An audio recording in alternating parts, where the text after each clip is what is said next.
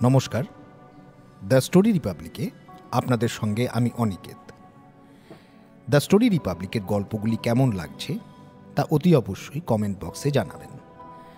আমাদের চ্যানেলটিকে সাবস্ক্রাইব করবেন। প্রতিনিয়ত আমরা চেষ্টা করি নিত্য নতুন গল্প আমাদের শ্রোতা বন্ধুদের জন্য নিয়ে আসার। দ্য স্টোরি রিপাবলিকে আজকের গল্প সমরেশ বসুর লেখা শ্যামকিঙ্করের হারানো রহস্য। একজন জীবিত মানুষ কি চিরকালের জন্য হারিয়ে যেতে পারে? এমন অনেক ঘটনাই আমরা সকলে কম বেশি জানি। গল্প উপন্যাসে এরকম ঘটনা আমরা কম পড়িনি। সত্যিকারের জীবনেও জীবিত মানুষের চিরকালের মতো হারিয়ে যাওয়ার ঘটনা মাঝে মধ্যে শোনা যায়, কিন্তু এরকম বরাবরের মতো একটা জলজ্যান্ত মানুষের হারিয়ে যাওয়ার ঘটনা কতটা সত্যি তা কি ঠিক করে বলা যায়? আজকাল খবরের কাগজে, টেলিভিশনের পর্দায়ও আমরা হারিয়ে যাওয়া মানুষের খবর আর ছবি দেখতে পাই। সেসব হারিয়ে যাওয়ার মধ্যে হয়তো অনেক কারণ থাকতে পারে। কেউ হয়তো ইচ্ছে করেই পালিয়ে যায়। টেলিভিশন ইত্যাদিতে বিজ্ঞাপন দিয়ে এদের অনেককেই হয়তো খুঁজে পাওয়া যায়। যারা অসুস্থ তারা হয়তো পথে ঘাটে কিংবা হাসপাতালে মারাও যায়। আবার এমনও হতে পারে সেই সব হারিয়ে যাওয়া মানুষদের মধ্যে কেউ কেউ গুপ্ত ঘাতকের হাতে খুন হয়। আমি মাথা খারাপ, অসুস্থ বা খুন হওয়া লোকেদের সম্পর্কে কিছু বলছি না। এমনকি পালিয়ে যাওয়া বলতে যা বোঝায় তেমন লোকের কথাও বলছি না। সত্যি হারিয়ে যাওয়া একজন ভদ্রলোকের কথাই আমি বলছি। ভদ্রলোকের হারিয়ে যাওয়া যেমন একটা রহস্যজনক ঘটনা, তেমনি হারিয়ে যাওয়ার পরেও তিনি আমার জন্য অনেক রহস্য রেখে গিয়েছিলেন। ঘটনাটা ঘটেছিল কলকাতার বাইরে একটা ছোট শহরে। আমার বয়স তখন 14-15। ছোট শহরের একটা ব্যাপার হলো, আলাপ পরিচয় না থাকলেও সবাই সবাইকে চেনে। বিরাট শহর কলকাতার মতো নয় যে পরিচিত ছাড়া কেউ কাউকে চেনে না। এমনকি পাশের বাড়ির লোককেই অনেকে চেনে না। কিন্তু মফস্বলের ছোট শহর অনেকটা গ্রামের মতোই। বিশেষ করে সেই সময়ে, আমার বয়স যখন ছিল 14-15, সেই সময়ের ছোট শহরে সকলেই সকলের মুখ চেনা ছিল। এমনকি মুচি ফেরিওয়ালারাও বাদ যেত না। আমি যে ভদ্রলোকের কথা বলছি তার নাম ছিল শ্যামকিঙ্কর চট্টোপাধ্যায়। তার পরিচিত শহরের লোকেরা তাকে শ্যামবাবু বলেই ডাকত। যে সময়ের কথা বলছি তখন শ্যামকিঙ্কর বাবুর বয়স 40-42-এর বেশি নয়। তিনি আমাকে চিনতেন কিনা আমি জানি না। আমাদের বাড়ির সঙ্গে তাদের বাড়ির কোনো পরিচয় ছিল না, কিন্তু আমি শ্যামবাবুকে চিনতাম। তাকে চেনার বিশেষ কোনো কারণ ছিল না। শহরের অনেককেই যেমন চিনতাম, তাকেও সেরকমই চিনতাম। শহরের পশ্চিম দিকে তাদের সেকালের বিরাট দোতলা বাড়িটাও বাইরে থেকে দেখেছি। বাড়িটা আমার চোখে কেমন ভুতুড়ে লাগত। এত বড় বিরাট বাড়িটার অধিকাংশ দরজা জানলা সবসময় বন্ধ থাকত। মনে হতো বাড়িটা ফাঁকা, লোকজন নেই। বাড়িতে শ্যামকিঙ্কর বাবুর কে কে ছিল তাও আমি জানতাম না। শহরের অনেক বাড়ির ছেলের সঙ্গেই আমার ভাব ছিল। শ্যামকিঙ্কর বাবুদের বাড়িতে আমার বয়সী কোনো ছেলে ছিল কি না জানতাম না, আর থাকলেও আমার সঙ্গে কখনো পরিচয় হয়নি। শ্যামকিঙ্কর বাবু শহরের একটি সরকারি অফিসে চাকরি করতেন, এটা আমার জানা ছিল। কোর্টের পাশেই একটা সরকারি অফিস বাড়িতে তাকে সকালে বিকেলে যাতায়াত করতে দেখতাম। শীতকালের সময় ছাড়া সবসময় তার হাতে থাকতো একটি ছাতা। তিনি মানুষটি ছিলেন ছোটোখাটো, পাতলা চেহারার। গায়ের রং ছিল বেশ ফর্সা। নাক ছিল চোখা, চোখ দুটো ছিল বড় বড়। মাথার কালো চুল কখনো খুব বড় দেখিনি। 12 মাস ধুতি পাঞ্জাবি পরতেন। বেশিরভাগ গেরুয়া রঙের পাঞ্জাবি তার গায়ে দেখতাম।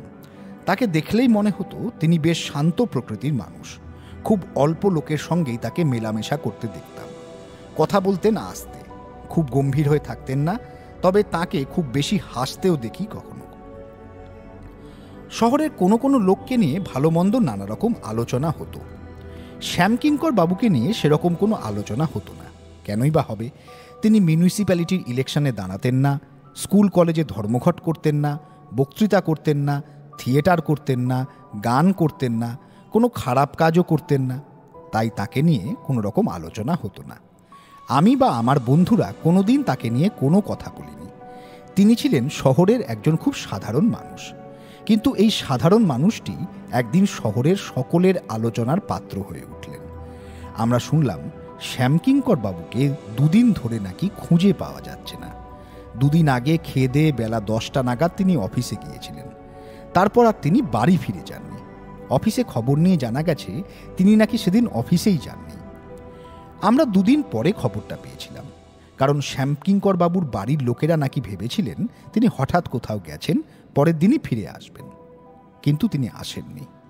বাড়ির লোকেরা তার অফিসের বন্ধুবান্ধবদের কাছে খোঁজ করেও যখন কিছু জানতে পারেননি, তখন থানায় খবর দেওয়া হয়েছিল। তারপরে খবরটা এই ছোট শহরে ছড়িয়ে পড়েছিল। আমি আর আমার বন্ধুরা খুবই অবাক হয়েছিলাম। শ্যামকিঙ্কর বাবুর মতো বয়সের একজন লোক কখনো হারিয়ে যেতে পারেন না, অথচ পুলিশ তাকে তন্ন তন্ন করে খুঁজেছে। রেল লাইনের ধারে, নদীতে, কোথাও খুঁজতে বাকি রাখেনি। শহরে কয়েকদিন ধরে কেবল একটা কথা নিয়েই সবাই আলোচনা করেছিল, ছোট বড় সকলের মুখে শ্যামকিঙ্কর বাবুর নাম। আর সত্যি মিথ্যে কত রকমের গুজব যে রটেছিল তার কোনো মাথা মুন্ডু নেই। আমাদের বাড়ির বড়রাও অনেক আলোচনা করেছিলেন। তারা নাকি শুনেছিলেন শ্যামকিঙ্কর বাবু তাদের এজমালি সম্পত্তির একটা অংশ নিজে বিক্রি করে লাখ টাকা সবাইকে ফাঁকি দিয়েছিলেন। সেই সম্পত্তি ছিল অন্য এক দূরের জেলায়, গ্রামাঞ্চলে। ধরা পড়ে জেলে যাওয়ার ভয়ে তিনি পালিয়েছেন। কিন্তু দিনে দুপুরে সকলের চোখ ফাঁকি দিয়ে তিনি কোথায় যেতে পারেন? ট্রেনে চেপে কোথাও গেলে টিকিট কাটবার সময় জানা যেত, সেখানে তাকে দেখা যায়নি। নদী পেরিয়ে গেলেও জানা যেত, কারণ খেয়াঘাটের মাঝিমাল্লা সবাই তাকে চিনত, তারাও কেউ দেখেনি। বাসে চেপে কোথাও যে যাবেন তার উপায়ও ছিল না, কারণ তখনও আমাদের সেই শহরে বাস চলাচল শুরু হয়নি। এ কথাও শোনা গেছিল বাড়ি থেকে তিনি টাকা পয়সা, জামা কাপড় কিছুই নিয়ে বেরোননি। অফিসে যেমন যান তেমনই গিয়েছিলেন। সময়টা শীতকাল ছিল বলে হাতে ছাতাও ছিল না। ব্যাপারটা সত্যিই রহস্যজনক। এরকম ধারণা ছিল আমাদের বাড়ির লোকেদের। তবে এরকম একটা ঘটনা নিয়ে কতদিনই বা আর লোকে মাথা ঘামায়। শহরে যার যত রকম ধারণা ছিল কেউ তা বলতে বাকি রাখেনি। তারপর মাসখানেকের মধ্যে সবাই শ্যামকিঙ্কর বাবুর কথা ভুলে গিয়েছিল। কেউ আর তাকে নিয়ে কথা বলতো না। আমার বন্ধুরাও আর কিছু বলতো না, আমিও কিছু বলতাম না। তবে আমি ঘটনাটা ভুলতে পারিনি। আমার প্রায় মনে হতো একটা জলজ্যান্ত মানুষ হঠাৎ কোথায় উধাও হয়ে গেলেন, আর কেনই বা গেলেন। একটা বছর কেটে গেছিল, আবার শীত এসেছিল। আমাদের শহরের পূর্ব দিকে রেল লাইন পেরিয়ে গেলেই গ্রাম। শহর থেকে প্রায় 5-6 মাইল দূরে ছিল বিরাট একটা বিল। বর্ষাকালে সেই বিলকে সমুদ্রের মতো মনে হতো। শীতকালে জল কমে যেত, আর বিলের ধারে জঙ্গলে গাছপালায় ভিড় করত বহু রকমের পাখি। সেই জঙ্গলে কেবল বুনো খরগোশই ছিল না, বুনো শুয়োরও ছিল। আশেপাশের গ্রামে যেসব সাঁওতালরা ছিল তারা তাদের শিকারী কুকুরদের নিয়ে তীরধনুক হাতে বিলের জঙ্গলে শিকার করতে যেত। শহরে যাদের বন্দুক ছিল তারাও কেউ কেউ সেখানে শিকারে যেত। আমি বা আমার বন্ধুরা শিকারে যেতাম না। বিলের ধারে আশেপাশের গ্রামে বেড়াতে যেতাম। শীতের বেলা 10টা-11টার মধ্যে খেয়ে নিয়ে বেরিয়ে পড়তাম। সন্ধেবেলার অন্ধকার নেমে আসবার আগেই বাড়ি ফিরে আসতাম। পৌষ মাঘ 2 মাসের মধ্যে অন্তত 2-3 দিন আমরা বিলের ধারে বেড়াতে যেতাম। শ্যামকিঙ্কর বাবু যে বছর নিরুদ্দেশ হয়ে গেছিলেন সে বছরে আমরা 2 দিন বিলের ধারে বেড়াতে গিয়েছিলাম। পরের বছরও গেছিলাম। পরের বছর প্রথম যেদিন গেছিলাম আমরা প্রায় বেলা 1টায় বিলের ধারের প্রথম গ্রামটায় পৌঁছেছিলাম। প্রত্যেক বছরই যেতাম বলে গ্রামের লোকেরা আমাদের চিনত। আমরা বাড়ি থেকে সবাই কিছু না কিছু খাবার নিয়ে যেতাম। তবু তেষ্টা পেলে গ্রামের লোকেদের কাছে যখন জল চাইতাম তারা শুধু জল দিত না, নতুন গুড়ের পাটালি তো দিতই, তাছাড়া অন্য রকমের মিষ্টিও দিত। সেই সময় খেতে থাকতো ছোলা আর কড়াইশুঁটি। গ্রামের লোকেরাই আমাদের ছোলা আর কড়াইশুঁটি হাতে তুলে দিত। যাই হোক, আমরা বিলের ধারে যাওয়ার আগে প্রথম গ্রামে ঢুকে এক বাড়িতে নতুন গুড়ের পাটালি আর জল খেয়েছিলাম। তারপর বিলের ধারের জঙ্গলে গিয়েছিলাম। সাঁওতালদের একটা দল শিকারে এসেছিল। জঙ্গল আর গাছপালা ক্রমেই ঢালুতে নেমে গেছে। জঙ্গলের পরে চাষের জমি, আরও দূরে নিচের দিকে জল। আমার চোখে পড়েছিল জঙ্গলের উঁচু পাড়ের দিকে নতুন মাটির ঘর, মাথায় টালি। বেড়ার ফণিমনসা তেমন বড় হয়নি। উঠোনটা গোবর মাটি দিয়ে লেপা মোছা তকতকে, তবে একটাও ফলের গাছ ছিল না। একদিকে একটা বট গাছ, অন্যদিকে একটা গাম্বিল গাছ ছিল। বিলের ধারের উঁচু পাড়ের জঙ্গল সাফ করে নতুন ঘর তোলা হয়েছিল। আগের বছর কিন্তু বাড়িটা দেখিনি। গ্রামের বাইরে ওরকম কোনো বাড়ি বিলের ধারে ছিল না। বাড়িটা দেখে প্রথমে আমার কিছুই মনে হয়নি, কিন্তু খুবই অবাক হয়ে গিয়েছিলাম অন্য কারণে। ফণিমনসার বেড়ার এক জায়গায় একটি কঞ্চির আগল ছিল। সেই আগলের সামনে দাঁড়িয়েছিলেন গেরুয়া থান আর চাদর পরা এক সাধু বাবা। সাধু বাবার মাথার লম্বা চুলে জটা পড়েছে, লম্বা গোঁফদাড়িতে ভরা মুখ, তাতে কিছু পাকও ধরেছে। তার পা দুটো ছিল খালি। আমার বন্ধুরা কেউ সাধু বাবার দিকে তাকিয়েই দেখেনি। ওরা তখন সবাই জঙ্গলের দিকেই তাকিয়ে হাঁটছিল। কিন্তু আমি যেন ভূত দেখার মতো চমকে উঠেছিলাম। মাথায় যতই জটা থাকুক, তার মুখ গোঁফদাড়ির জঙ্গলে যতই ঢাকা পড়ুক, নাক চোখ দেখে আমার শ্যামকিঙ্কর বাবুর মুখ মনে পড়ে গিয়েছিল। তার চোখ আমাদের দিকে ছিল না, তিনি আকাশের দিকে তাকিয়েছিলেন। অনেকগুলো তিতির তখন আকাশে উড়ছিল। আমি সাধু বাবার দিকে তাকিয়ে দাঁড়িয়ে পড়েছিলাম। বন্ধুরা এগিয়ে গিয়েছিল। সাধু বাবাকে যতই দেখছিলাম ততই মনে হচ্ছিল উনি শ্যামকিঙ্কর বাবু ছাড়া আর কেউ নন। বন্ধুরা খানিকটা এগিয়ে আমাকে চিৎকার করে ডেকেছিল। তখন সাধু বাবার আমার দিকে নজর পড়েছিল। আমার সঙ্গে চোখাচোখি হতেই তিনি কেমন যেন অস্বস্তি বোধ করছিলেন। মুখ ফিরিয়ে আস্তে আস্তে আগলের ভেতরে চলে গিয়েছিলেন। সারাদিন বিলের ধারে জঙ্গলে আর গ্রামে গ্রামে বেড়ালেও সাধু বাবার সেই মুখ আমি ভুলতে পারিনি। কিন্তু আমার সন্দেহের কথা বন্ধুদের বলিনি, কারণ ওরা তাহলে হইচই করে সাধু বাবাকে দেখতে ছুটত আর বিশ্রী একটা কাণ্ড ঘটত। আমি গ্রামের লোককে বিলের ধারে বাড়িটার কথা জিজ্ঞাসা করেছিলাম। তারা বলেছিল কয়েক মাস আগে একজন সাধু বাবা এসে ওখানে ঘর তুলে আশ্রম করেছে। অন্য লোক হলে গ্রামের লোকেরা তাড়িয়ে দিত, কিন্তু লোকটা নাকি সত্যিই ভালো, কারোর সাথে পাঁচে থাকে না, তার চাষাবাদ করা বা মাছ ধরার কোনো ইচ্ছাই নেই।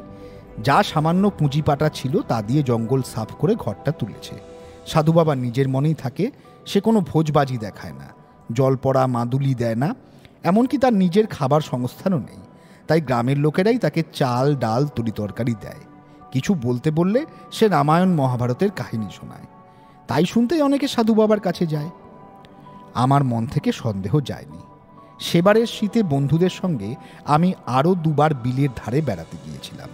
বিলের ধারে বেড়ানো আমার উদ্দেশ্য ছিল না, সাধু বাবাকে দেখাই ছিল আমার আসল উদ্দেশ্য। সেই বছরেই তারপরে আমি একবার একলা গিয়েছিলাম।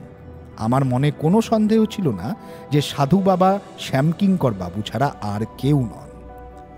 কয়েক বছর পর পর আমি সাধু বাবাকে দেখেছিলাম। আশ্রমের চেহারা গ্রামের লোকেরা ফিরিয়ে দিয়েছিল। অনেক গাছপালা লাগিয়েছিল, ফুলের বাগান করে দিয়েছিল, এমনকি সাধু বাবাকে গরুও দিয়েছিল আর আলাদা একটা মাটির ঘরের মন্দির করে দিয়েছিল। আমার সন্দেহের কথা কাউকে বলতে পারিনি। আমার বন্ধুরা সাধু বাবাকে দেখে কোনো রকম সন্দেহ করেনি। শ্যামকিঙ্কর বাবুর কথা ওদের মনে আসেনি। 5 বছর পরে একদিন বিকেলে আমি রেল লাইনের ওপারে আমার বন্ধুর বাড়িতে গিয়েছিলাম। দেশ বিভাগের পর রেল লাইনের পূব দিকে অনেক নতুন ঘরবাড়ি হয়েছিল। বৈশাখ মাস, বন্ধুর বাড়ি থেকে বেরিয়ে দেখেছিলাম আকাশের উত্তর পশ্চিম কোণে মেঘ করেছে, বিদ্যুৎও চমকাচ্ছিল। তখন বিকেল গড়িয়ে প্রায় সন্ধে হয়ে আসছিল। রাস্তায় লোকজন কমই ছিল। 2-4 জন যারা ছিল তারা সব বাড়ির দিকে ছুটছিল। আমিও ছুটছিলাম। হঠাৎ আমার চোখে পড়েছিল সাধু বাবাও হনহন করে রেল লাইনের দিকে চলেছেন। তিনি আমাকে লক্ষ্যই করেননি। আমি খুব অবাক হয়েছিলাম। সাধু বাবা শহরে কোথায় যাচ্ছেন? একটু দূর থেকে আমি তার পেছনে পেছনে গিয়েছিলাম। শহরে তখন রাস্তার দোকানে আলো জ্বলে উঠেছিল, আবার মেঘের ডাকের সঙ্গে ঝড়ও শুরু হয়ে গিয়েছিল। সাধু বাবা তখন ছুটছিলেন আর আমিও তার পেছনে ছুটছিলাম। আর আমাকে অবাক করে দিয়ে শহরের পশ্চিম দিকে শ্যামকিঙ্কর চট্টোপাধ্যায়দের সেই বিরাট পুরনো দোতলা বাড়িতেই সাধু বাবা ঢুকে পড়েছিলেন। তারপরে আর কোনো সন্দেহ থাকা উচিত ছিল না। শুধু আমি আজ পর্যন্ত এ বিষয়ে কাউকে কিছু বলিনি। পরের দিন আমি একলা হেঁটে বিলের ধারে গিয়েছিলাম। দেখেছিলাম সাধু বাবা ওর আশ্রমেই আছেন। তার মানে রাত্রেই তিনি শহর থেকে ফিরে গিয়েছিলেন। আমার 35 বছর বয়স পর্যন্ত সাধু বাবাকে আমি দেখেছি। তার মধ্যে অন্তত 12-3 রাত্রে আমি শহরে সেই চাটুর্যে বাড়িতে তাকে ঢুকতে দেখেছি। আমার 35 বছর বয়সেও আমি বিলের ধারে যেতাম। বিলের ধারে বেড়াতে যেতে আমার বরাবরই ভালো লাগতো, যদিও চারপাশের অনেক কিছুই বদলে গিয়েছিল। আমার 35 বছর বয়সে শীতকালের এক দুপুরে কলকাতার এক বন্ধুকে নিয়ে বিলের ধারে গেছিলাম। বন্ধুকে সাধু বাবার বিষয়ে আমার মনের কথাও বলেছিলাম, কিন্তু সেবার গিয়ে শুনেছিলাম যে সাধু বাবা গত হয়েছেন, অর্থাৎ মারা গেছেন কয়েক মাস আগে। শ্যামকিঙ্কর চট্টোপাধ্যায় হারিয়ে যাওয়া রহস্যের কোনো কিনারা আজও হয়নি। আমার দৃঢ় বিশ্বাস সেই সাধু বাবাই ছিলেন শ্যামকিঙ্কর চট্টোপাধ্যায়। কিন্তু আমাদের শহরের লোকেদের আমি সে কথা কোনোদিনও বলিনি। ধন্যবাদ। গল্পটি এখানেই শেষ হলো। আবারও শ্রোতা বন্ধুদের কাছে অনুরোধ জানাই আমাদের চ্যানেলটিকে সাবস্ক্রাইব করার। গল্পের বিষয়ে আপনাদের মতামত অতি অবশ্যই কমেন্ট বক্সে জানাবেন। ধন্যবাদ।